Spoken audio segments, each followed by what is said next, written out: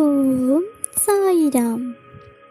அன்பு குழந்தையே, நீ எடுக்கும் முடிவுகளை நிதானத்தோடும் நம்பிக்கையோடும் பிறருக்கு தீங்கு இழைக்காத வண்ணம் எடுக்க வேண்டும்.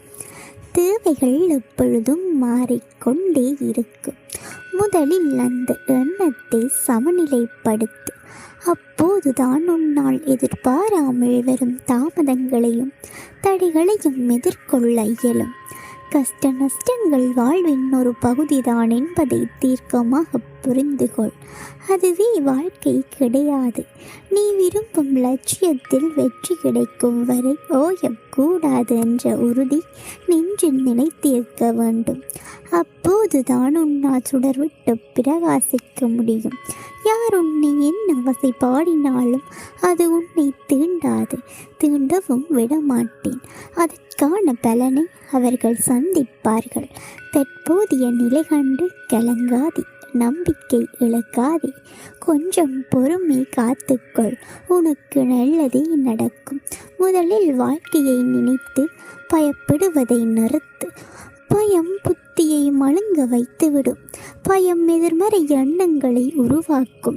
எனவே எதற்காகவும் பயப்படாதே. நம்பிக்கையோடும் பொறுமையோடும் நீ உன் கடமைகளை செய். நிச்சயமாக உன்னுடைய இந்நிலை மாறி வாழ்வில் வெற்றி பெறுவாய். உன் வேண்டுதல்கள் பலிக்கும். எல்லா சூழ்நிலைகளிலும் துணை நிற்பேன். என் வார்த்தைகள் மீது நம்பிக்கை வைத்து செயற்படு. மீதியை நான் பார்த்து கொள்கின்றேன்.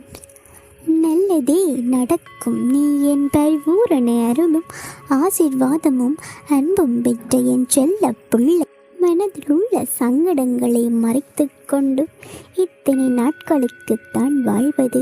உன் மனதில் இருந்து நிம்மதியை எப்போது இழந்து விட்டாய்? அமைதி வரும் வார்த்தைகளில் இருக்கிறதே தவிர மனதில் இல்லையே.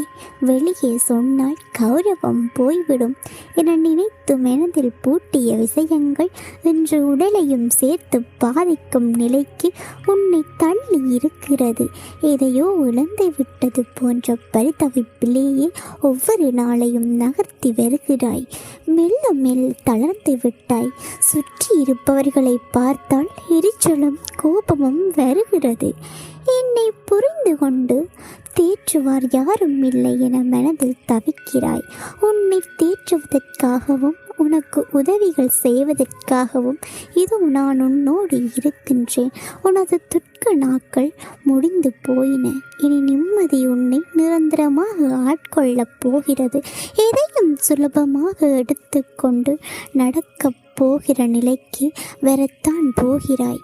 உனக்கு நிம்மதியும் சாந்தியும் கிடைக்கும்.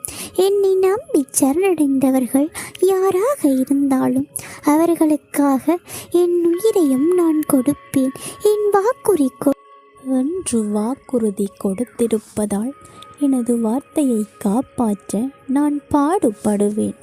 ஒருவரை நான் உங்கள் முன் வைத்திருப்பதும் அவர்களை செயல்பட வைப்பதும் ஏதோ ஒரு காரணத்திற்காக என்பதை அறிந்து கொள்ளுங்கள். காரண காரியங்கள் இல்லாமல் விளைவுகள் இல்லை.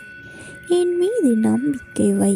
அனைத்தும் அறிந்தவன் நான், அனைத்தையும் செய்பவன் நான், செயலும் நானே, விளைவுகளும் நானே. என் அனுமதி இல்லாமல் ஒரு இலை கூட அசையாது என்கிற போது எதற்காக நீங்கள் தேவையில்லாமல் வருத்தப்பட வேண்டும்?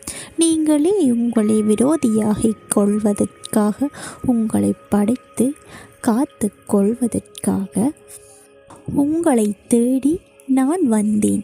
நீங்கள் தான் செயல்படுகிறீர்கள், நான் செயல்படாதவன் என்று நினைக்கவே நினைக்காதீர்கள். மனதார யாரையும் சபிக்காதீர்கள்.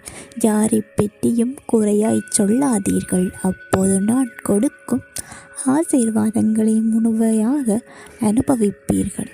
அன்றைக்கும் அழிவீர்கள். பாபா உன்னை காண முடியவில்லையே என்றல்ல, பாபா நான் கேட்டதையெல்லாம் உடனுக்குடனே தந்து விடுகிறாயே என்ற மகிழ்ச்சி. சாய்பாபா வணங்குறவங்க கமெண்ட் செக்ஷனில் ஓம் சாய்ராம்னு பதிவிடுங்க. மறக்காமல் நமது சேனலை சப்ஸ்கிரைப் பண்ணுங்கள் அண்ட் லைக் பண்ணுங்கள்.